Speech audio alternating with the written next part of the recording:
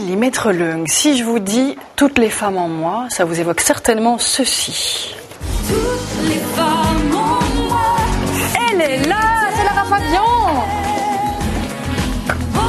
Dites Adrien, vous êtes tout fou hein. Ah oui, quand même. Bienvenue Lara, un grand merci de nous rejoindre aujourd'hui dans Sans Chichi. C'est évidemment un honneur gigantesque. Mais c'est vrai, mais non, du tout. Non, c'est énorme, Adrien tout rouge. Oui. C'est peut-être à cause de la couleur de mon site qui réfléchit sur son visage en fait. Ça doit être ça. Effectivement, un site rougeoyant pour un album flamboyant, Toutes les femmes en moi. Il date déjà du mois de mai 2009. Enfin, c'est déjà presque une vieillerie, mais enfin c'est un très un très très bel album avec cette chanson qu'on a reconnue, Toutes les femmes en moi. Vous trouvez que les femmes sont des êtres multiples, complexes ? Oui. Vous en particulier ou peut-être, oui. Bon, on est généralement un peu compliqué et complexe. Enfin, complexe, c'est la phase intellectuelle de la chose. Compliqué, c'est la phase quotidienne de la chose. Oui, exactement, c'est vrai. Et c'est comme ça qu'on rend la vie des hommes tellement complexe. Mais il faut aller voir Mars et Vénus, ça éclaircit un peu le cerveau, ça fait du bien. Et comme ça, on comprend mieux un peu comment ça marche. Vous dites aussi dans cette chanson, Dieu est une femme. Vous n'êtes pas la première à dire cela, mais ça correspond à quelque chose auquel vous croyez. J'ai l'impression que dans l'esprit d'une femme, lorsqu'elle met au monde l'humanité, puisque c'est ce qu'elle fait, en toute humilité, c'est quand même ce qu'elle fait, c'est elle qui l'apporte. S'il y avait eu une façon plus mystique de le regarder, peut-être que si Dieu était une femme, les choses se seraient passées un peu autrement, peut-être. Alors si Dieu existe, bien sûr, tout ça est tout à fait subjectif et personnel. Mais j'ai envie de croire qu'elle existe, et que peut-être c'est une femme et que peut-être les choses changeront, peut-être. Mais pourquoi pas, c'est ce qu'on espère tous, j'ai l'impression. Sur cet album aussi, beaucoup de reprises de Barbara, de Nana Mouskouri, de Nicole Croisy, Piaf, Morane, plein de plaisirs que vous êtes fait. Est-ce que c'est le genre de plaisir qu'on peut s'octroyer à un certain moment de sa carrière ? Voilà, c'est tout à fait. Comme j'ai toujours écrit mes chansons, c'était à l'aube de mes 40 ans. Déjà, là, ça y est, je les ai. Voilà, c'est vous qui l'avez dit. De toute façon, alors là, si vous saviez, comme ça n'a aucune importance. Je pense qu'on a l'âge qu'on a dans sa tête, principalement. Donc, à l'aube de mes 40 ans, lorsque j'ai pensé à cet album, j'avais envie de me raconter l'histoire de cette petite fille de 5 ans qui un jour avait rêvé de traverser le miroir de cet objectif. Voilà. Et comment je l'ai fait ? Pas toute seule.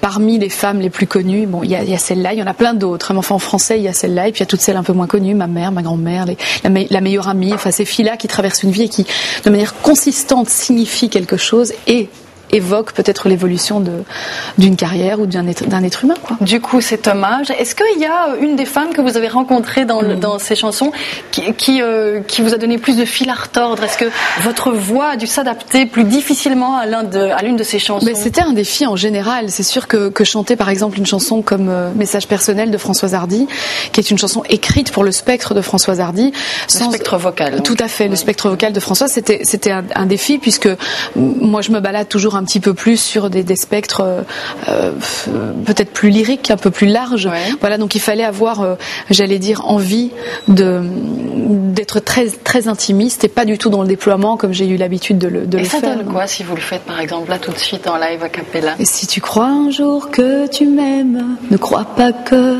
tes souvenirs me gênent et cours jusqu'à perdre haleine. Viens me retrouver. Voilà, tout simplement comme ça. Donc c'est tout doux et c'est pas. Et ça, sur une laryngite, il faut le dire, c'est vrai, vous souffrez pour l'instant d'une laryngite, mais vous nous avez expliqué que vous faites de la musculation des cordes vocales, des petits exercices. Voilà, des exercices vocaux basés sur une technique classique, puisque à la base, moi, c'est un peu c'est mes études de musique sont des études de musique classique. Vous m'avez dit technique opératique. Voilà, c'est ça. Donc ça vient de l'opéra. Voilà, exactement. Alors moi, j'ai plein de questions à vous poser comme celle-là, mais je ne suis pas la seule, on a aussi demandé à nos internautes, à nos téléspectateurs de vous poser des questions via le web. Venir toutes les semaines parce que notre site internet il carbure quand vous venez. On a reçu 6 pages de questions plus ou moins, donc on vous les transmettra toutes en temps voulu, mais on en a relevé quelques-unes. Alors la première, c'est celle de Nadia qui dit que vous avez l'air toujours en forme, je confirme. Silhouette, vitalité et visage, quel est votre secret ? Le bonheur. Le bonheur, être entouré des gens que j'aime, dormir bien, parce que ça pour moi c'est très important, le sommeil. Mais voilà, quelques heures essentielles de sommeil et puis être entouré des gens que j'aime vraiment et qui me rendent heureuse, tout simplement. Est-ce que ça veut dire qu'il faut faire le tri ? Parfois il faut repousser certaines personnes. Oui, il faut allumer son détecteur. Faut être select. Deuxième question qui vient d'Athènes, de Cara. Quelle berceuse aimez-vous chanter à la petite Lou ?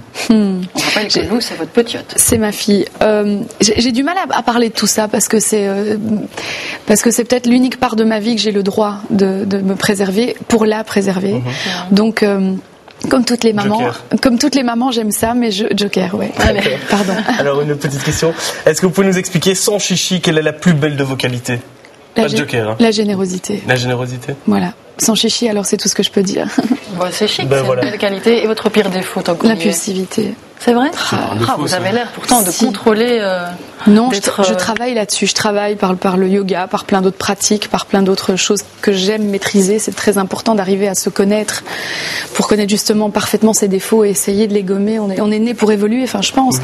Et l'impulsivité, mais ça me met dans des boires, des troubles, mais terribles. Oui, parce que ça me sort tout seul. Comme je suis généreuse, ça marche en fait avec la générosité et l'impulsivité. Donc tout de suite, je vais. Ah bah oui, on va faire ça.